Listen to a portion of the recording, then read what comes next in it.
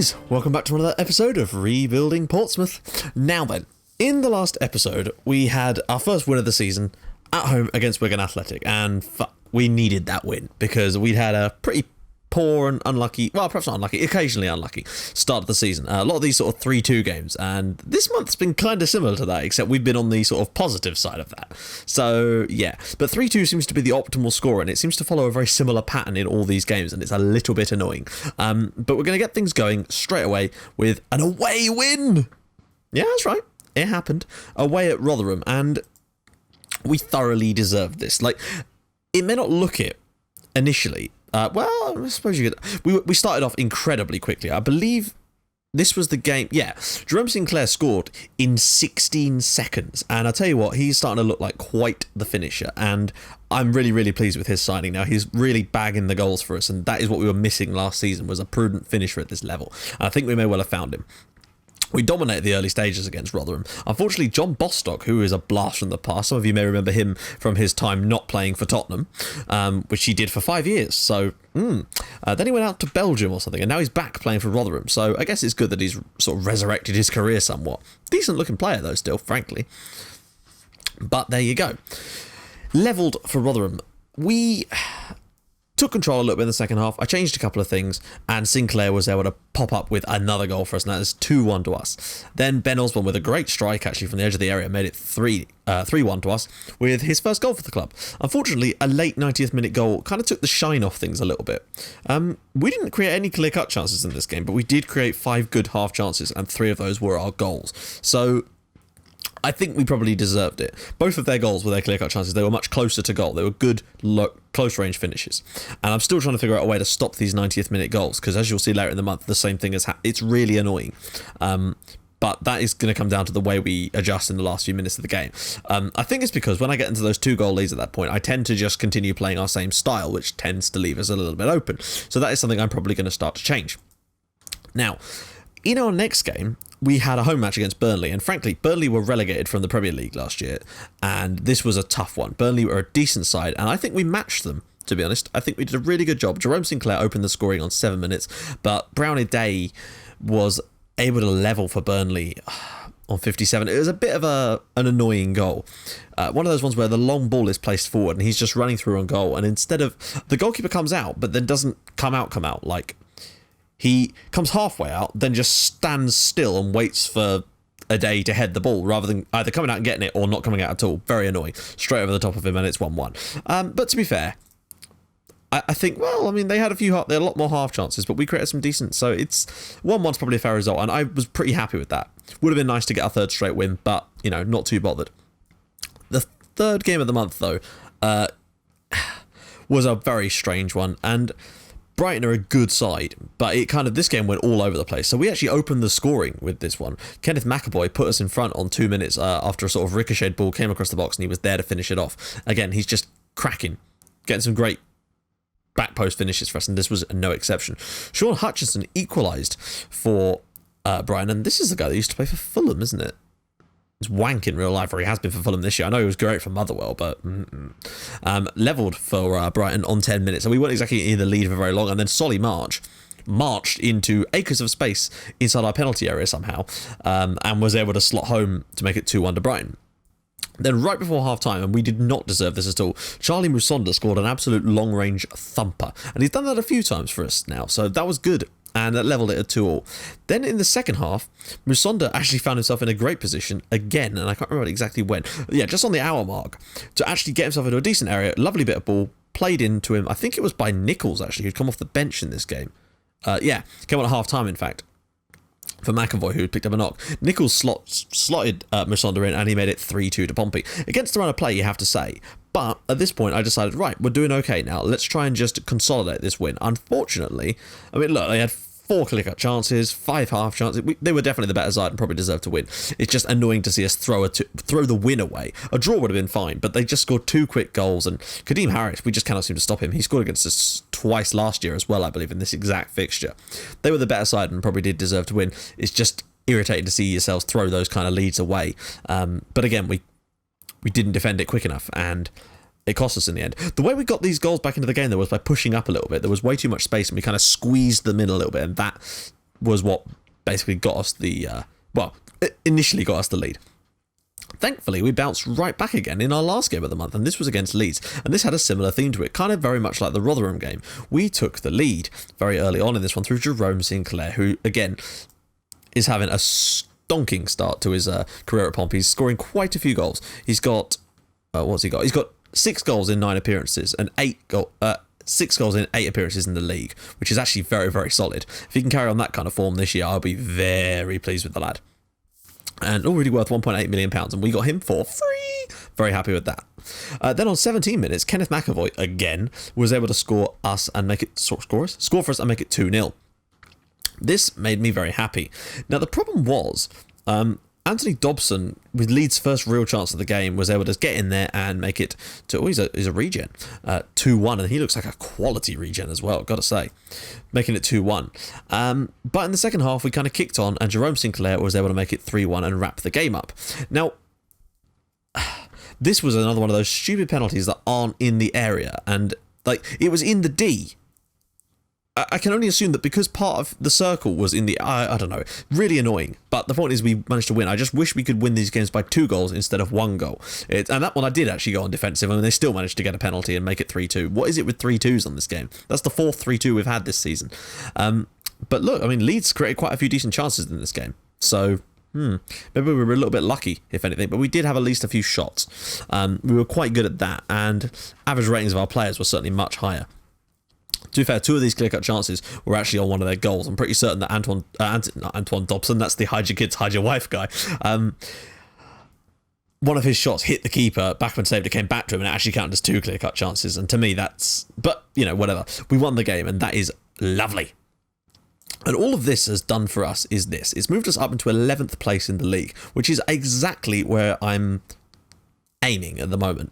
Like, we want to aim higher, but that's like my sort of minimum buffer ground. We're into 11th. We are 5 points clear of the relegation zone, and we're only 2 points off the playoffs, and that is the happy time. That's the happy place to be right now. If we can sort of carry on playing as well as we are, and look, Brighton, bear in mind, we lost to Brighton, but they are top of the league, 4 points clear, have not yet lost a game. And if you notice also, Peterborough have lost all 8 games that they've played this season, and Brighton have been absolutely spanking teams. So we actually did quite well to score 3 goals against them, to be fair. And Jerome Sigurdsson, that is a very strange name. Jerome Sinclair is the 2nd best scorer in the league, so pretty happy with him so far. Now, I've been doing a lot of reading in the meantime about a way that we can try and set up a tactic for away from home to try and just find a way to stop conceding. And I'm going to try something today. We're going to try it in this live com. It's a little bit dangerous, I know, to try something like this in a live com, but fuck it. So the plan is, basically, what I've been reading is that ball-winning midfielders, even if they're set to defend like this, actually aren't that useful. And what would be better is to go a bit asymmetric here. So we've got those set to support, and apparently, having our wing-backs set to attack like this actually isn't that... I mean, it's fine, but you have to do something else. So what we're going to do is we're going to move Osborne, or not necessarily Osborne, into this role here, and then turn him into, where are we? Ball-winning midfielder. No, he's going to become a halfback, similar to like we used in that we're using in St. Pauli at the moment. Or, well, actually, I'm just trying to think about that. I don't know, actually. No, of course, because you've already seen that. So yeah. So here we go. So we're just going to see who, Hollands will play in that role, basically. I will have to go out and try and sign someone that's better for that kind of role in the long run. My point is, I'll be trying out a halfback for away games, basically. I will make a separate tactic for it, but I just want to use it as this for today, basically. So yeah, that's basically the way we're going to play. I'm going to have a little bit of asymmetry here, essentially, but we'll move these wingers. They're still set to support, which is fine. Yeah, so that's basically what we're going to do. We're going to try and give ourselves a little bit more defensive structure by doing that. We've also taken off the shape from drop deeper to just a natural shape.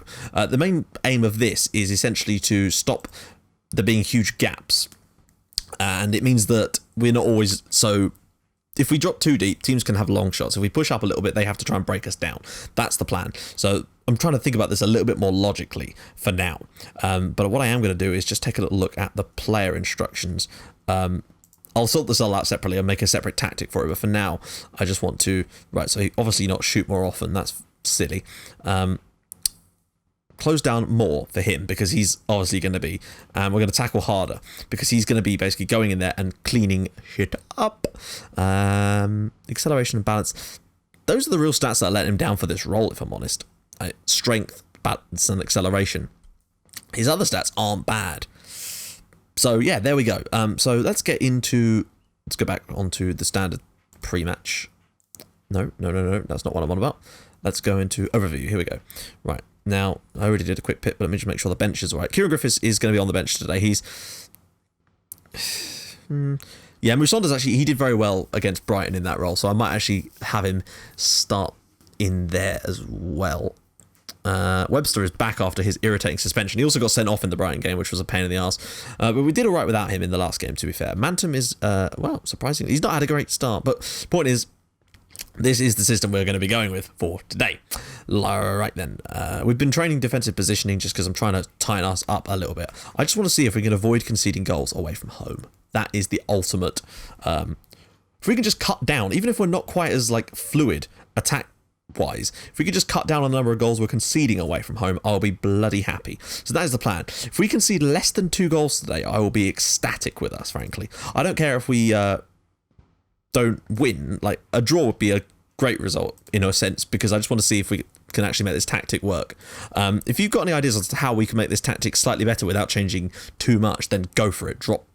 Put it in the comments. I will do like a take a look at the squad after this, so don't worry, you're not going to miss out on that. Right, let's go into the game. Hopefully, with the way that Sinclair's been playing, he can maybe nick us a goal in this game. That would be ideal. A 1-0 win away from home would be quite something. You don't see many 1-0s on FM this year, so it'd be interesting to see if we could get one today. Crewe had a good season last year, so we will just see. I just want to try and stop them from having shots, basically, and I'm hoping that's what Danny Hollands is going to do from the role that he's currently playing.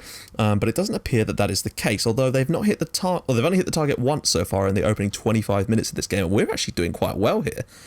Possession-wise, not so much, but we're getting shots on target.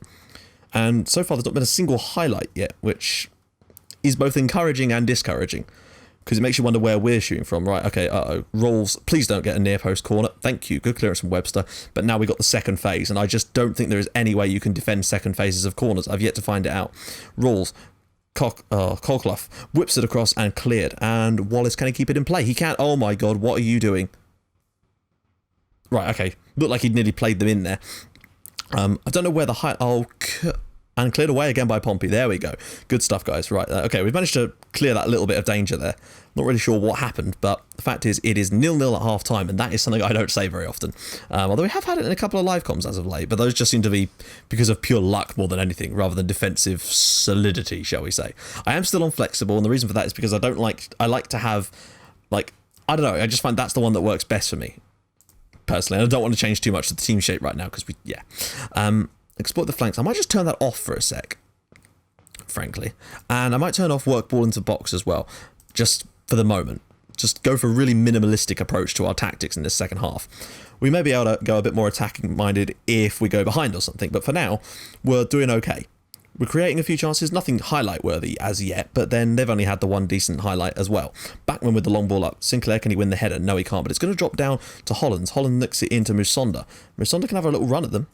He's going to lose the ball here. No, drops it into Osborne. Can we get it out wide? Maybe a ball over the top. McAvoy, out wide to Charlie Taylor. Can he get a ball into the box? And that is a terrible cross. I think that hit the crossbar or something. That's the only reason that was a highlight, wasn't it? Because it hit the crossbar. Okay, well, still, it's 0-0, and that is a bonus. Heck, I'd even take a 0-0 at this stage, to be honest. We've only conceded one clear-cut chance. That's good. Uh-oh. Long throw. Oh, second phase of long throw. Ball in. Donald. No, cleared. Excellent. Musonda, can we go on the break now?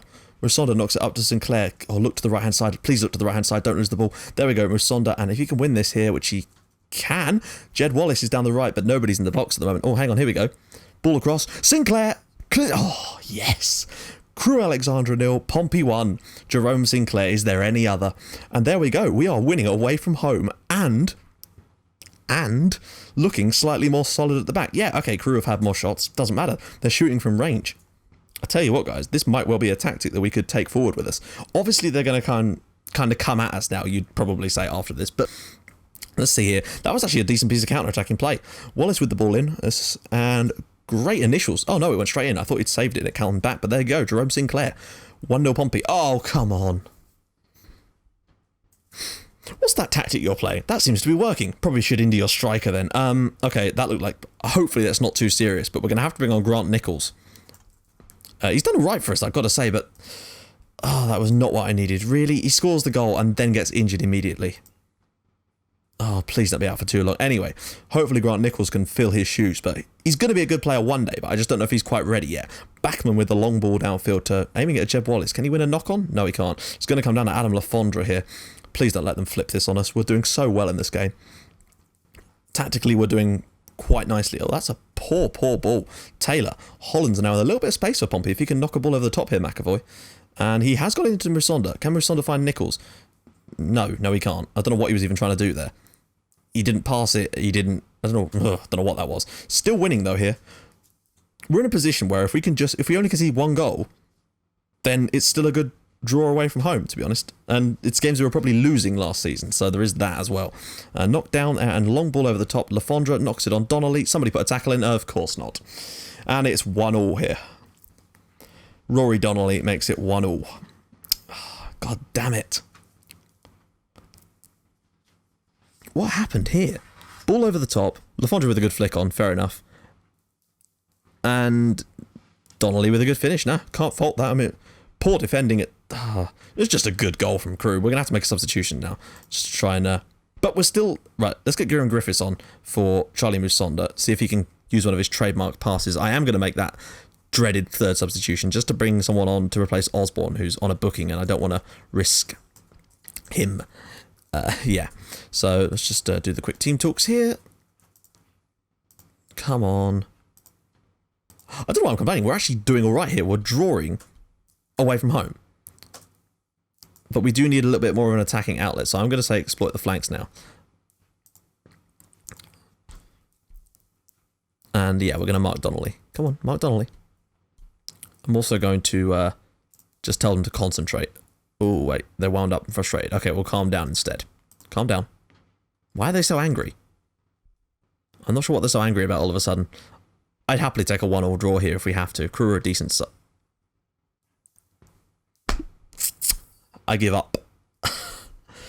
Second serious injury of the game, and we can't bring anyone on. Jesus, the injuries. Okay. Well, we're going to have to play with 10 men, that's for sure, but I'm going to have to bring Torres Crespo back into this position here. Wait, is there anyone that can play that role better than Crespo? Sonda's on the...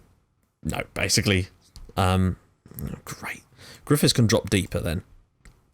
And McAvoy and Wallace can also drop deeper and play a sort of left and right mids. It's going to be a bit of a gap between them, but I don't really see what choice we've got here.